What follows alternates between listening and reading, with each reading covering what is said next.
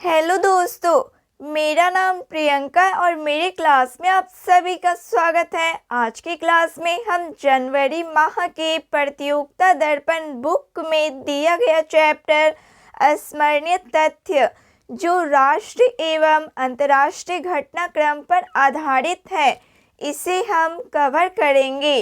तो चलिए शुरू करते हैं। सबसे पहले राष्ट्रीय घटनाक्रम 18 से 19 नवंबर 2024 के बीच कहाँ वैश्विक समुद्री सम्मेलन सागर मंथन महान महासागर संवाद आयोजन किया गया है। राष्ट्र राजधानी नई दिल्ली में भारत सरकार द्वारा 18 और 19 नवंबर 2024 के बीच राष्ट्र राजधानी नई दिल्ली में 2 दिवसीय वैश्विक समुद्री सम्मेलन सागर मंथन महान महासागर संवाद का आयोजन किया गया। गौरतलब है कि भारत में पहली बार आयोजित होने वाले इस सम्मेलन की मेजबानी बंदरगाह जहाज रानी और जल मार्ग मंत्रालय तथा ऑब्जर्व रिसर्च फाउंडेशन द्वारा की जा रही है। दूसरा है हाल ही में बांधवगढ़ टाइगर रिजर्व मध्य प्रदेश में मरने वाले 10 हाथियों की 20 विज्ञान रिपोर्ट के अनुसार कोदो बाजरा में किस एसिड की मौजूदगी के कारण मृत्यु हुई? साइक्लोपियाजोनिक एसिड के कारण। बांधवगढ़ टाइगर रिजर्व में मरने वाले 10 हाथियों की मृत्यु के संबंध में विश्व विज्ञान रिपोर्ट के अनुसार उन्होंने बड़ी मात्रा में कोदो बाजरा के पौधों खाए थे जो फंगस से संक्रमित थे। सभी एकत्रित नमूनों में साइक्लोपियाजेनिक एसिड की मौजूदगी थी। रिपोर्ट के अनुसार CPA साइक्लोपियाजोनिक एसिड कोदो बाजरों के बीजों में से जुड़े हुए माइटोटॉक्सिन में से एक है जो कोदो विषाक्तता का कारण बनता है, जिसे पहली बार 80 के दशक के मध्य में पहचाना गया था। हाल ही में किन बैंकों को भारतीय रिजर्व बैंक द्वारा घरेलू प्रणालीगत रूप से महत्वपूर्ण बैंक DSIB के रूप में बरकरार रखा है? भारतीय स्टेट बैंक, HDFC बैंक और ICICI बैंक को। भारतीय रिजर्व बैंक RBI ने भारतीय स्टेट बैंक, HDFC बैंक और ICICI बैंक को घरेलू प्रणालीगत महत्वपूर्ण बैंक DSBI के रूप में बरकरार रखा है। गौरतलब है कि कुछ बैंक अपने आकार, अंतर्न्याय गतिविधियों, जटिलता, प्रतिस्थापन की कमी और परस्पर संबद्धता के कारण प्रणालीगत रूप से महत्वपूर्ण हो जाते हैं। उन्हें too big to fail bank के रूप में माना जाता है और फंडिंग मार्केट में कुछ लाभ प्राप्त करते हैं। हाल ही में किस मंत्रालय द्वारा महामारी से सुरक्षा और त्वरित प्रतिक्रिया के लिए भारत में पशु स्वास्थ्य सुरक्षा सुदृढ़ीकरण पहल का शुभारंभ किया गया? केंद्रीय मत्स्य पालन एवं पशुपालन और डेयरी मंत्रालय द्वारा। केंद्रीय मत्स्य पालन, पशुपालन और डेयरी मंत्री द्वारा 25 अक्टूबर 2024 को नई दिल्ली में महामारी से सुरक्षा और त्वरित प्रतिक्रिया के लिए भारत में पशु स्वास्थ्य सुरक्षा सुदृढ़ीकरण पहल का शुभारंभ किया गया। गौरतलब है कि इस परियोजना को 2022 में इंडोनेशियाई अध्यक्षता के तहत G20 देशों द्वारा बनाए गए महामारी कोष द्वारा अनुमोदित किया गया था। यह परियोजना 3 कार्यान्वयन एजेंसियों एशियाई विकास बैंक ADB, विश्व बैंक और खाद्य एवं कृषि संगठन FAO की मदद से काम करेगी। इसके अंतर्गत 2026 तक पूरा होने की उम्मीद है। 5 से 6 नवंबर 2024 को नई दिल्ली में आयोजित प्रथम एशियाई बौद्ध शिखर सम्मेलन का विषय क्या रखा गया? एशिया को मजबूत बनाने में बुद्ध धम्म की भूमिका। प्रथम एशियाई बौद्ध शिखर सम्मेलन का आयोजन भारत सरकार की संस्कृति मंत्रालय द्वारा अंतर्राष्ट्रीय बौद्ध परिसंघ के सहयोग से 5 से 6 नवंबर 2024 तक नई दिल्ली में किया। शिखर सम्मेलन का विषय एशियाई को मजबूत बनाने में बौद्ध धर्म की भूमिका। हाल ही में दिल्ली के सराय काले खां चौक का नाम बदलकर क्या किया गया है? भगवान बिरसा मुंडा चौक किया गया। दिल्ली के सराय काले खां चौक का नाम बदलकर भगवान बिरसा मुंडा चौक कर दिया गया। केंद्रीय गृह मंत्री अमित शाह ने आदिवासी सांस्कृतिक प्रतीक की 150वीं जयंती वर्ष के अवसर पर उनकी प्रतिमा का अनावरण किया। गौरतलब है कि 15 नवंबर 2024 को आदिवासी नेता बिरसा मुंडा की 150वीं जयंती है, जिसे आदिवासी स्वतंत्रता सेनानियों के योगदान को सम्मानित करने के लिए जनजातीय गौरव दिवस के रूप में मनाया जाता है। हाल ही में किस राज्य सरकार ने राज्य के पूर्व मुख्यमंत्री और उड़ीसा आइकन डॉक्टर हरे कृष्ण महताब की 125वीं जयंती के लिए 1 वर्ष के समारोह की घोषणा की? उड़ीसा सरकार ने राज्य के पूर्व मुख्यमंत्री और उड़ीसा आइकन डॉक्टर हरे कृष्ण महताब की 125वीं जयंती के लिए 1 वर्ष के समारोह की घोषणा की है। वे एक स्वतंत्रता सेनानी, विपुल लेखक और आधुनिक उड़ीसा के निर्माताओं में से एक थे, जिनका जन्म 21 नवंबर 1899 को भद्रक जिले तत्काल बालासोर जिला के अगरपाड़ा में हुआ था। वे 1946 से 1950 तक तथा 1956 से 1961 तक उड़ीसा के मुख्यमंत्री रहे। 1923 ईस्वी में उनके द्वारा स्थापित समाचार पत्र प्रजातंत्र आज भी प्रकाशित हो रहा है। भारत में किसकी जयंती के उपलक्ष्य में 11 नवंबर को राष्ट्रीय शिक्षा दिवस के रूप में मनाया जाता है? भारत में किसकी जयंती के उपलक्ष्य में 11 नवंबर को राष्ट्रीय शिक्षा दिवस मनाया जाता है? मौलाना अबुल कलाम आज़ाद।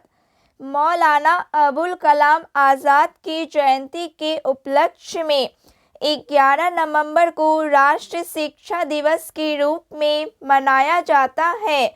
वे स्वतंत्र भारत के पहले शिक्षा मंत्री थे। वे 15 अगस्त 1947 से 2 फरवरी 1958 तक शिक्षा मंत्री रहे और 22 फरवरी 1958 को दिल्ली में उनका निधन हो गया। मौलाना आज़ाद को 1992 में मरणोपरांत भारत रत्न से सम्मानित किया गया था। हाल ही में किस भारतीय पुरुष हॉकी टीम के खिलाड़ी को FIH player of the year 2024 से सम्मानित किया गया है? भारतीय पुरुष हॉकी टीम के कप्तान हरमनप्रीत सिंह को भारतीय पुरुष हॉकी टीम के कप्तान हरमनप्रीत सिंह, जिन्होंने पेरिस ओलंपिक में देश को लगातार दूसरा कांस्य पदक दिलाया, इसने ओमान में 2024 के लिए FIH player of the year का पुरस्कार जीता। वहीं अपना दूसरा ओलंपिक पदक जीतने वाले, खेल से संन्यास लेने वाले PR श्रीजेश को वर्ष का सर्वश्रेष्ठ गोलकीपर का पुरस्कार मिला। राष्ट्रीय स्वच्छ वायु कार्यक्रम। राष्ट्रीय स्वच्छ वायु कार्यक्रम ने 2025-26 तक पार्टिकुलेट मैटर प्रदूषण PM10 में कितने प्रतिशत कटौती करने का लक्ष्य रखा है? 40%। राष्ट्रीय स्वच्छ वायु कार्यक्रम ने 2025-26 तक पार्टिकुलेट मैटर प्रदूषण PM10 में 40% की कटौती करने या राष्ट्रीय परिवेशी वायु गुणवत्ता मानकों को पूरा करने का लक्ष्य रखा है।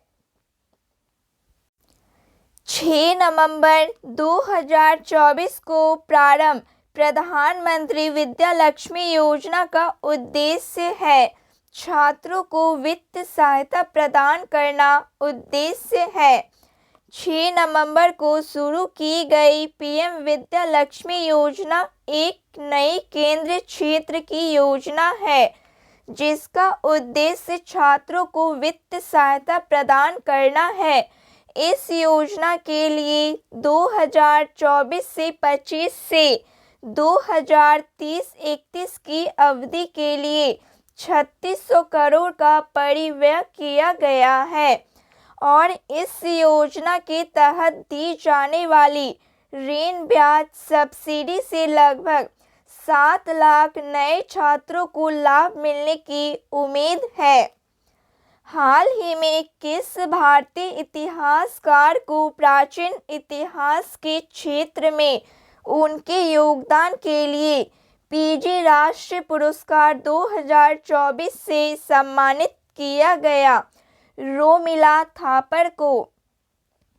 इतिहासकार रोमिला थापर को प्राचीन भारतीय इतिहास के क्षेत्र में उनके योगदान के लिए PG राष्ट्रीय पुरस्कार 2024 से सम्मानित किया गया। PG पुरस्कार मार्क्सवादी दार्शनिक और लेखक P गोविंदा पिल्लई को श्रद्धांजलि है, जिनका 2012 में निधन हो गया था।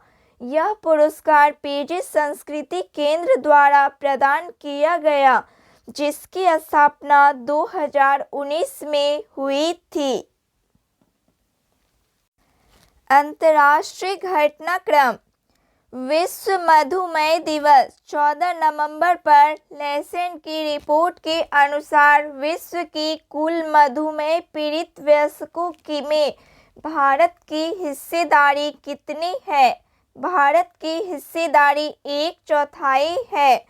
विश्व मधुमेह दिवस 14 नवंबर पर लेसेंट की रिपोर्ट के अनुसार दुनिया भर में मधुमेह से पीड़ित वयस्कों में से 1/4 भारत में है। रिपोर्ट के अनुसार दुनिया भर में कुल मधुमेह पीड़ित की संख्या 828 मिलियन है, जिसमें अकेले भारत में यह 212 मिलियन है। भारत के बाद सबसे ज़्यादा मधुमेह रोगियों वाले अन्य देश हैं। चीन में 148 मिलियन, अमेरिका में 42 मिलियन, पाकिस्तान में 36 मिलियन, इंडोनेशिया में 25 मिलियन और ब्राज़ील में 22 मिलियन है। नवंबर 2024 में कहाँ संयुक्त राष्ट्र जलवायु परिवर्तन सम्मेलन UNFCCC COP29 का आयोजन किया गया है। बाकू अज़रबैजान में आयोजन किया गया। नवंबर 2024 में संयुक्त राष्ट्र जलवायु परिवर्तन सम्मेलन बाकू अज़रबैजान में आयोजित किया गया।